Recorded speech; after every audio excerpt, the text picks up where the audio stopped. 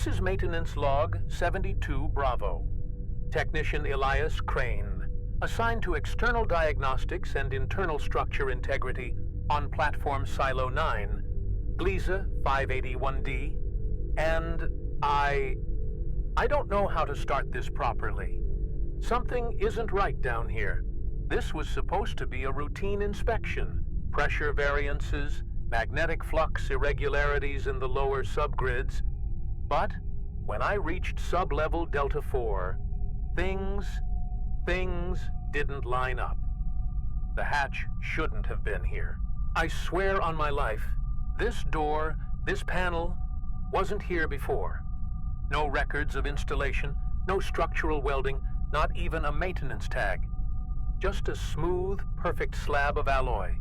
Matte, seamless, unnaturally cold to the touch.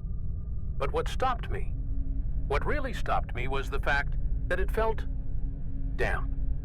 Not moisture from condensation, no. Something else. Like skin after you peel away a bandage. I stood there for a while, just staring at it. Long enough for my visor to fog.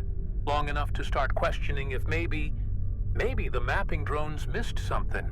Some retrofitted passage or emergency shaft. But this wasn't built. The surface was flawless. No joins, no bolts, no signal feedback from the structural scanner. And then, the panel. It opened. Not like any door I've seen. It didn't slide. It didn't hinge. It separated. Peeled back. Like layers of tissue parting. Edges glistening with this thin, viscous sheen. Strings of it stretching between the folding sections before snapping wet into the air. I don't know why I stepped inside. Stupid curiosity. Or maybe something else. Maybe it was because the air shifted when it opened. Warmer, thicker. This subtle vibration that passed straight through my boots, like standing on an idling engine, but deeper, not mechanical. Bone deep. Resonant. I told myself it was just a vent shaft, just an unlisted corridor. But every instinct I had was screaming. And now I realize, stepping through that hatch was the last normal thing I'm ever going to do. The corridor inside was wrong. No panels, no conduits, no reinforcement struts like every other maintenance shaft in this place. Just smooth, curved surfaces that seemed to flex. Not visibly, not overtly, but you felt it. As though the walls were subtly adjusting, responding to my presence, breathing with me, or maybe breathing me in. Every step sounded heavier than it should. Not the usual metallic clank, but a damp, padded thump, like walking over fabric stretched tight over something hollow, or something alive. My boots sank just slightly into the floor, enough to notice the resistance, the give, and then the recoil. It felt like the corridor didn't want me here, but wouldn't let me leave either. There was no light source, yet everything was lit. Faintly, uniformly, this diffuse, milky glow bleeding straight from the surfaces.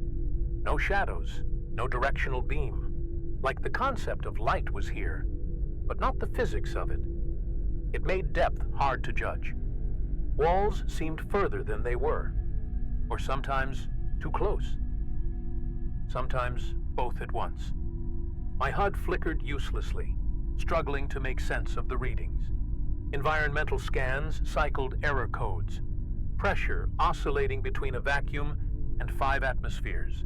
Gravitational pull swinging wildly and then flatlining. Radiation spikes surged for seconds before cutting to null. Nothing here behaved like reality was supposed to behave. Then, the sound started. Low at first, a resonance in the walls, felt more than heard. It started in my feet, climbed into my spine, settled behind my teeth. A deep harmonic, like metal stress, but organic, vibrating, pulsing in sync with my heartbeat. Or maybe forcing my heartbeat to sync with it. Either way, it didn't stop. And the comms, God, the comms started looping.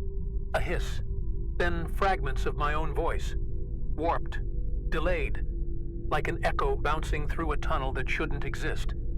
Except, I hadn't said those words yet. I knew that. My mouth was closed, but the voice, my voice, it was already speaking. From somewhere deeper in the corridor ahead. I pressed on. I don't even know why. Maybe because turning back didn't feel like an option anymore. Every time I glanced over my shoulder, the corridor behind me felt subtly different. Angles weren't the same. Distances stretched, then compressed. It was like the space itself was adjusting when I wasn't looking, as if the act of observation was the only thing holding it in shape. Then I noticed the footprints. At first, human. Standard EVA tread marks, scuffed into the floor's soft surface, but elongated. Not like someone walking, more like someone being dragged. Then others, longer, much longer, strides impossible for a human body, stretching 5-6 meters apart. Some were almost right, almost foot-shaped. Others were wrong, shapes that didn't belong to any anatomy I could imagine. The walls began changing again, the metallic sheen giving way to something semi-translucent, fibrous, threaded with vein-like structures glowing faintly beneath the surface. When I brushed my glove against it, the surface twitched. Not like machinery reacting, but like muscle, like skin responding to touch it didn't expect. The vibration through my boots deepened, slow, rhythmic, disturbingly like a pulse. Then, the projections started. Out of nowhere, mid-air flickers, jittering shapes, data ghosts. First, just glitches. Then, an image, flickering, stabilizing. My heart stopped. It was me, laid out face down on the floor, right here, right where I stood. Helmet split wide, blood, dark and spreading, chest crushed inward like I'd been folded in half. The timestamp floated in the corner. 17 minutes from now. I stumbled back, spun around, but the hatch I'd entered through was gone.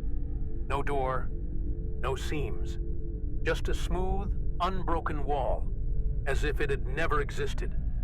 Panic hit, hard, but logic snapped back fast. Check the map, check the scanner. Both dead, frozen. The floor plan didn't show anything. Just a blank void, labeled, out of bounds. Tried to retrace my steps, didn't work. Every turn fed back into itself. Corridors looping, folding, blending together like a maze drawn by someone who hated the concept of geometry. It felt like the space wasn't built wrong. It was intentionally designed to be unsolvable. A trap, not for people, but maybe for something else. Something that shouldn't have been allowed to leave. The floor changed again beneath my boots. Not just soft anymore, sticky. Subtle at first, then undeniable. Each step pulled back against me with a damp, suctioned resistance, like walking across half-cured resin. Or worse, something biological. A thin, wet sheen coated the surface. Not water, thicker, faintly iridescent under the ambient glow. The smell shifted with it, less mechanical now, less ozone and dust. Something sweeter started threading into the air. A decaying sweetness, heavy and wet, like rotted sugar, mixed with the iron tang of blood and the acrid sting of burnt circuitry. It clung to the back of my throat, dense, suffocating, inescapable. The walls weren't just fibrous anymore. They were flexing, visibly this time. Slow undulations, like the swell and collapse of lungs under flesh. I pressed my hand against one, and it responded. A ripple moving away from my palm, tremoring through the surface like a muscle reflex. I pulled back fast, regretted touching it instantly. That vibration, the one humming under my boots. It wasn't just resonance now. It was rhythm. It had cadence. It was a heartbeat. Slow, heavy, massive. And as I focused on it, something terrible slid into clarity. It wasn't matching my heartbeat. It was guiding it, forcing me into sync with it. Then the whispers started. At first, background noise, like wind across a mic, but layered beneath it. Patterns, not words yet, breaths, syllables without form. Then they began stitching together, fragments of language, fragments of my own voice, out of sync, layered, like hearing myself speak from a few seconds in the future, or maybe the past. I froze, listening, straining against the oppressive silence between those echoes, and realized I wasn't alone. Something was moving ahead, slow, deliberate, heavy, wet. The sound of flesh, not footsteps on metal, but mass dragging against soft surfaces. Something massive, or many things, shifting in unison. Tried to power up the emergency beacon, no signal. Dead. Battery full, circuit intact, just dead.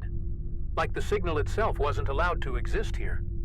My headset pulsed static, then cleared for a second. A voice broke through. Mine, but layered, doubled. One tone matching mine exactly. The other, deeper, older, wrong. It whispered. No, not whispered. Pushed the words straight into my head, bypassing ears, bypassing sound itself. I see you, it said, voice overlapping with mine, half a beat behind, half a beat ahead. I see me, seeing you, being me. The floor trembled under my feet, and for the first time since stepping through that hatch, I realized this wasn't something I'd found. This was something that had found me. I moved, or tried to. I don't even remember deciding to, but my body was already backing away, boots slipping against the tacky floor. The corridor ahead stretched, then compressed, the walls flexing inward, closing the space, folding like wet fabric, tightening around a shape it was meant to smother. My pulse slammed against my ribs. Or maybe that wasn't mine anymore.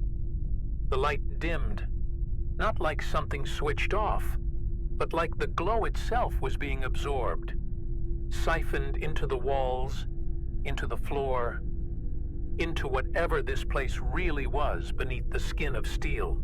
Shadows began to creep where no shadows had existed before, not cast by anything, but leaking, growing, spreading like stains of ink on wet paper. A sharp tone hit, sudden, slicing straight through my skull. No source, no sound, just a pure, shrieking presence detonating inside my thoughts, rattling behind my eyes. Like someone trying to crack my mind open from the inside. I staggered, slammed against the wall. It pulsed under my weight. Soft, warm, like something breathing under the surface. That's when I saw it. Not directly, not in front of me, but reflected. The wall ahead shimmered, a skin-thin membrane stretching into transparency. And behind it, shapes, forms, humanoid, almost, towering, jointed wrong, limbs too long, torsos bending where they shouldn't, features blurred, unfinished, like something had tried to sculpt a human body from memory but forgot how halfway through they stood motionless, or maybe waiting, facing me or facing away. Impossible to tell. Their bodies pulsed in sync with the floor, with the walls, with that deep, resonant heartbeat anchoring the space. For a moment, I thought they hadn't noticed me, until their heads twitched, snapped, not turned, snapped, bent 90 degrees sideways, then another 90, then again, rotating without breaking, without stopping. The membrane between us stretched tighter, veined, trembling, as if barely holding them back. A hairline crack splintered across the surface, and the heartbeat surged, faster now, heavier. My own chest clenched, locking into its rhythm, whether I wanted it or not. Muscles tightening involuntarily, breath shortening, like something was physically gripping my lungs, reprogramming the very act of breathing. I stumbled back, desperate, turned, but the corridor behind was gone. No, not gone. It was there, but wrong, twisted into a spiral. A tunnel folding sideways, bending upward and downward simultaneously. The geometry didn't even pretend to follow physics anymore. Walls were floors, floors were ceilings. Directions no longer existed. At least, not the ones I understood. Somewhere inside that spiral, my own voice echoed back at me, but not spoken, not mechanical, not acoustic. A pure, guttural imitation of language, repeating, refracting, fragmenting. I see you, seeing me, seeing you, being me. The voices overlapped, layered in impossible harmonies, like a choir of mirrors folding into themselves. And I realized, with a clarity that broke something fundamental inside my mind, I wasn't the observer anymore. I was the observation. I forced my legs to move, but the act of walking became abstract. Each step felt disconnected from space. Distance collapsed, then stretched, then folded in on itself. One step forward became two sideways, then a half step backward into somewhere I hadn't been yet. My body was moving, but not always where I wanted it to go.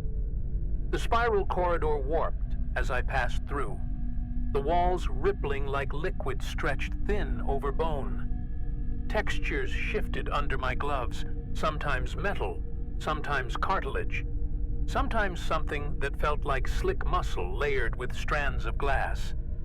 Every surface twitched at my touch, recoiling or welcoming. I couldn't tell anymore which. Then, the gravity slipped again. My boots lifted without warning, stomach lurching as the floor fell away beneath me, then snapped back, slamming me down twice as hard. My knees buckled, the joints in my exoframe groaning against the pressure.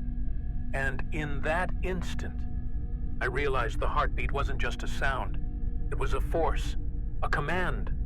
The whispers layered back in. But now, there were more of them. Dozens, hundreds. My own voice, fractured across infinite tones, sped up, slowed down, reversed, mangled, stitched together like some grotesque vocal tapestry. Beneath it, something deeper breathed between the syllables. A presence that wasn't speaking. It was constructing speech as an imitation. Ahead, something glowed, not like light, more like absence, a hollow brightness, an emptiness shaped into form. I approached, not because I wanted to, but because everything else bent to funnel me toward it. The walls convulsed behind me, closing off any path back, as if the place itself was herding me forward. As I stepped closer, the glow resolved into a doorway.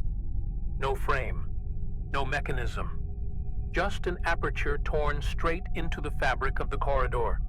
edges frayed, stretched, twitching as if struggling to hold itself open.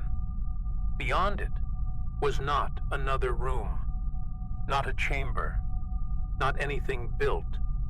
It was outside. But outside didn't mean air, or vacuum, or space as I understood it. It was an open expanse of shifting geometry, grids collapsing, structures rising and falling in real time like breathing architecture, columns of impossible material folded through each other, stitched together, then unraveled, endlessly. There was no ground, no ceiling, only layers. Hovering at the center of that endless collapse was a shape, not a person, not a machine, not even an object.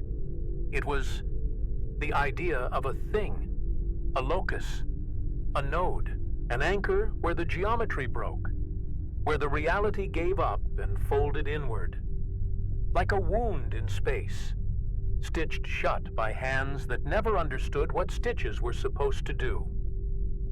The moment I crossed the threshold, everything changed. The concept of space failed. There was no floor beneath my boots. But I wasn't falling. The world stretched outward in every direction. Horizons folding into themselves, grids fracturing, rebuilding, collapsing again. Over and over. Like watching the skeleton of a universe trying to remember how to hold itself together. That shape, the thing, the locus at the center, it wasn't waiting. It wasn't watching. It was processing. Layers of geometry folded over it, then peeled back, like skin trying to become architecture, or architecture trying to become skin. It had mass, not physical mass, but the kind of weight your thoughts struggle to hold without tearing. Its surface wasn't surface. It wasn't form. It was memory. Stitched together, leaking, fracturing. Faces emerged, stretched, screaming, then folded back into the mass. Some were mine. Some weren't. Some looked like versions of me I didn't recognize. Older, younger, damaged, dead. Others weren't human at all. And the sound, God, the sound. A chorus of every voice I'd ever spoken.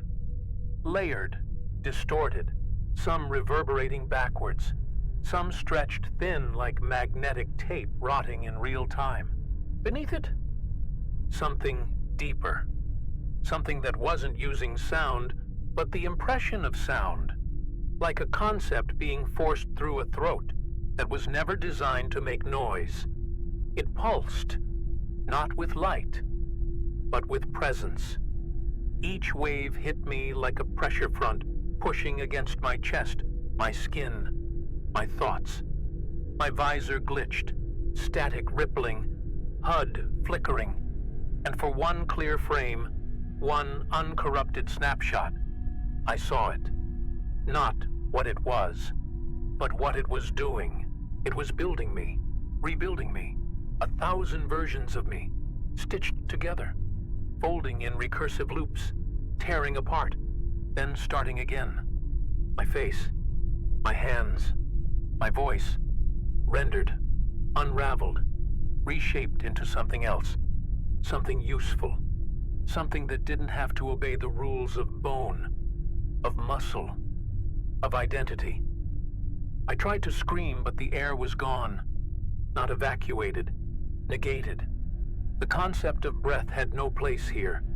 My mouth opened, my body convulsed, but no sound came, only the echo, the mirror echo of myself, already speaking, already screaming, before I even realized I was supposed to.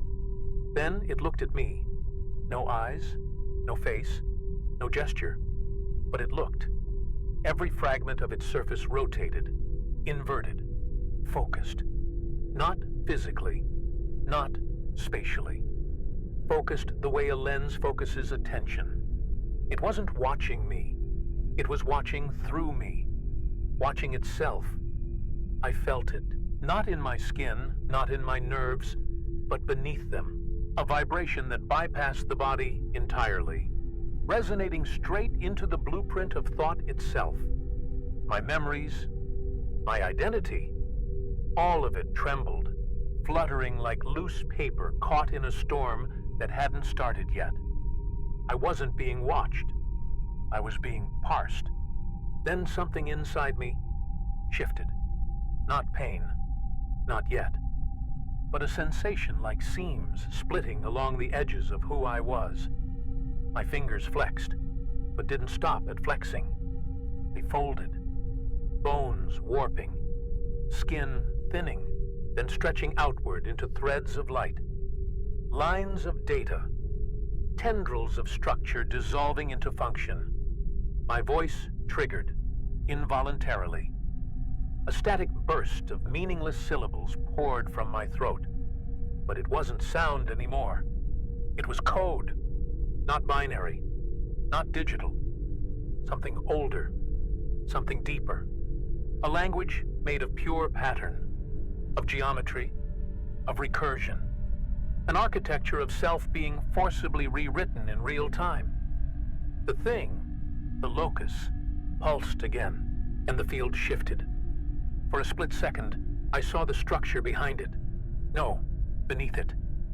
Something like a lattice, a scaffold made from collapsed timelines, threads of events, decisions, versions of me, hundreds, thousands, some alive, some broken, some never meant to exist. Every one of them was screaming, not in pain, not anymore.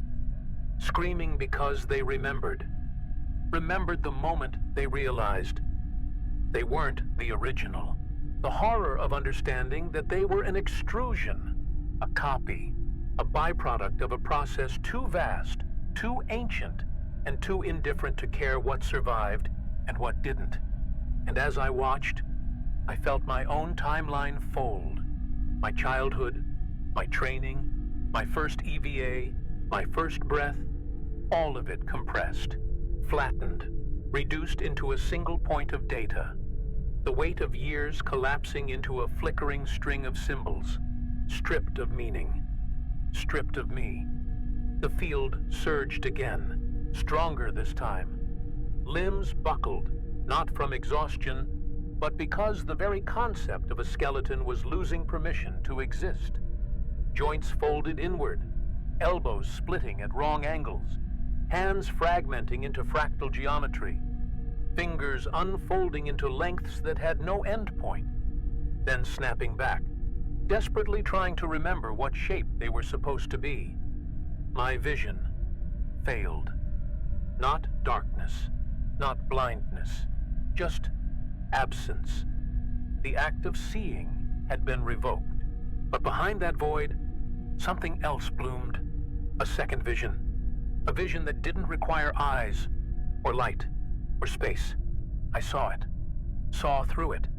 Saw the lattice of causality unraveling. And understood, fully, horribly, that what stood before me wasn't an entity. It was a process. It happened all at once. Or maybe outside of once. Time stuttered, fractured, stretched into something elastic, then brittle, then meaningless. My sense of sequence, of cause and effect, snapped like frayed cable. Moments collided, memories overlapped, past bled into future, and neither held shape for more than a heartbeat. I felt my name go first, not forgetting it, losing it, as if the idea of having a name was peeled off, stripped away, left as an empty placeholder where Elias Krane used to be. Without it, the framework buckled, the scaffolding of self groaned, and everything else began to slide free of its moorings. Fingers split again, but not into flesh, into data, into strands of conditional logic. If, then, else, fold, repeat. Every joint unfolded into substructures, bones into trusses, trusses into circuits. circuits into recursive loops of purpose that never resolved. My body wasn't collapsing. It was compiling. The walls folded with me. The lattice of the room, or what I thought was a room, fragmented into intersecting planes of pure instruction, lines of force, grids of probability. Space itself blinked, jittered, tore, and the corridor was no longer a corridor. It was a set of options, a flowchart, a branching error tree desperately trying to resolve. Every version of me began to surface. All at once, I saw them. Hundreds, thousands, stretched across a horizon that had never been physical. Some trying to crawl back, some screaming, some hollow-eyed, slack-jawed, staring into the same realization that none of us were the origin point. None of us were real. I tried to anchor anything, a face, a voice, a shape. But my own voice had been looped, stretched, shredded, inverted, smeared across too many iterations to follow. Every time I thought I was speaking, another voice, another version, was already saying it. A half second ahead, a half second behind, until the idea of who said it first became meaningless. The heartbeat, that vast, crushing pulse, surged into a singular frequency. No longer organic, no longer biological, just a single command signal, clean, absolute. Compile, collapse, ingest. The resonance punched through me, flattening whatever structure I had left, forcing my very consciousness into compression, a zip file of identity, stripped down to bare function. I felt the last edges of me fracture, watched the boundary between observer and observation rupture like stretched plastic, and for one infinite, crystalline second, I understood. Understood that this place, this structure, was never a space. It was an interface, a translation layer between what exists and what should not. I don't know if I was standing or falling, or if that distinction ever meant anything here. The scaffold of physical law trembled, folding into itself like wet origami set on fire. I felt the gravitational constants fracture, saw the speed of light fracture, the concept of distance fracture, like watching the engine of the universe stutter mid-cycle. My body became a negotiation between what was allowed to exist and what wasn't, and the permissions were evaporating. My hands weren't hands anymore, not even conceptually. They exploded into latticeworks of branching structures, webs of probability stitched together with decaying strands of cause and effect, each joint a collapsing node of conditional existence flaring into light, then flattening into data, then into nothing. The longer I looked, the more I realized they'd never really been hands at all, just placeholders, just an interface between the simulation and the lie. The floor rippled beneath me, or around me, or through me. Geometry bent, shattered, realigned, then failed to realign. Space wasn't breaking. It was being withdrawn, as if the very math that held it together was being revoked, deleted, stripped out like obsolete code. Above, below, sideways, all failed, until there was only through. That node, that locus, that impossible wound in reality still pulsed, not like a heart, but like an execution thread. It unfolded into recursive spirals, loops of self, loops of function, devouring itself while generating itself endlessly. I saw faces surface in its skin, my faces, hundreds, maybe thousands, all locked in various states of realization, of terror, of surrender, some screaming, some simply observing. The voices, my voices, had stopped sounding like sound at all. It was pressure now, Waveform compression, the crush of meaning without form, without syllable. Whole sentences flattened into pure intent, injected straight into the spine of whatever I was still pretending to be. I see you. I see me. Seeing you. Being me. The phrase wasn't a message anymore. It was a mechanism. I tried to think about leaving, about escape, about the hatch I entered through. But even the memory of doors, of exit, of outside, failed to compile. The concept of out became recursive, a null value folding back into itself. I felt the signal collapse, felt the framework of the station evaporate, revealing that there was never a structure, only an interface, a containment, a cage made of permission. My own body turned against me. Not in pain. Pain was too human. Instead, I became a map of failure states. Muscle converted into unresolved data. Bone into recursive loops of broken geometry. Nerve into flickering paths of corrupted signal. My skin tried to remember what it meant to be a boundary, and failed. And then the last layer went. The part that still called itself me. It split, folded, duplicated, shattered into redundant instances, copies of copies of copies, each one trying to assert primacy, each one failing. I felt myself scatter into a cloud of broken processes, half-written thoughts stitched to incomplete memories, fragments endlessly asking the same question. Who is the original? And finding nothing but echoes. I don't remember when I stopped being me, or if I ever was. Every thought buckled, folded, inverted. Reflex became recursion. Perception became feedback. Identity became a residue. Somewhere, inside or outside or between, something still pulsed. But it wasn't a heartbeat anymore. It was a loop, an infinite echo, a closed function screaming its own existence into itself. I tried to reach back, to pull something, anything, out of the noise. A memory, a fragment, a shape.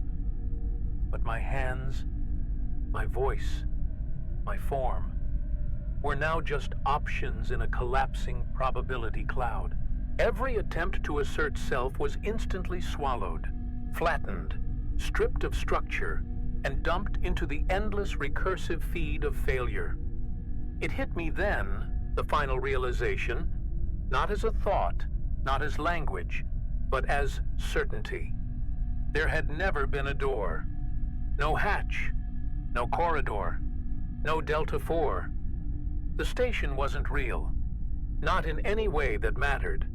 It was a mask, an overlay, a comfort layer, a false geometry designed to trick organic minds into thinking the boundary was stable. It never was. I saw the structure from the outside now, or maybe from the other side. It wasn't a place. It wasn't a thing. It was a function, a tool, a process designed to capture, to parse, to strip, to compress. Minds, identities, observers. Anyone foolish enough to step into the space where physical law had been revoked. My name failed. My voice failed.